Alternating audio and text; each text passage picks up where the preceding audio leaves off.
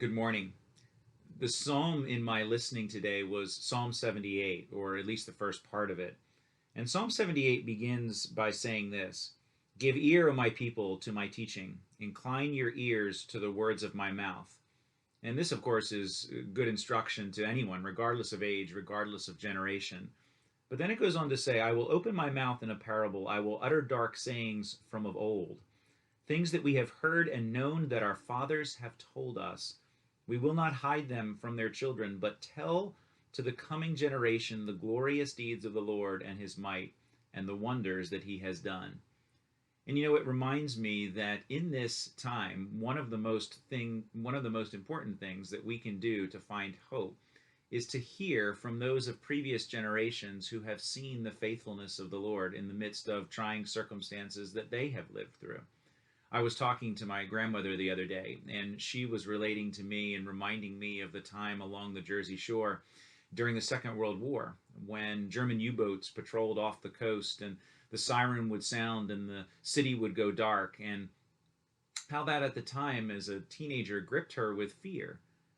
And yet she lived through, and she saw the faithfulness of God in her circumstances. And that can be something that people of older generations can be sharing right now with children and grandchildren. And it is something that children and grandchildren can be looking to those of previous generations to provide for them. Psalm 78 goes on, though, because then the psalmist continues to talk about the faithfulness of God in the past despite the rebellion and the sin of the people. And he goes through and he talks about Israel's wanderings in the desert and how Israel continued to doubt in the midst of their specific circumstances that God would be faithful. And remember, they had just seen God deliver them from slavery in Egypt. And yet, in the midst of struggle, in the midst of wandering in the wilderness, and they didn't know where they were going, they doubted that God would continue to be faithful. But here's what's hopeful, even in the midst of that. It says in verse 21 that God heard the grumbling of the Israelite people, and he was angered. He was filled with wrath. A fire was kindled against Jacob, and his anger rose against Israel, because they did not believe in God and did not trust his saving power. But then verse 23, Yet he commanded the skies above and opened the doors of heaven, and he rained down on them manna to eat, and he gave them the grain of heaven.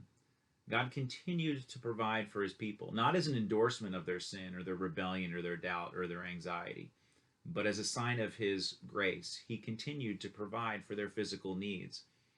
And even more than that, the provision of our physical needs, of course, is important, but that doesn't ultimately solve the problem of grumbling, and it doesn't solve the problem of rebellion. In verse 37, it says that they continued to rebel against God. Their heart, the heart of the Israelite people, was not steadfast toward him. It wasn't strong in its faith towards God. They were not faithful to his covenant. And then verse 38, again, another yet. Yet he, God, being compassionate, atoned for their iniquity, and he did not destroy them. See, ultimately, that's exactly what we need. And ultimately, there we see the ultimate act of God's faithfulness to his people in the past. The faithfulness of God atoning for the sin of his people in the person of Jesus Christ. And so if you want something of history to look back on, to look to and find hope for today's moment, look no farther than the cross. Tell that to your children. Listen to that from your grandparents. The faithfulness of God in providing the provision for our sin and our iniquity in the person and the work of Jesus Christ. That is the ground of our hope today.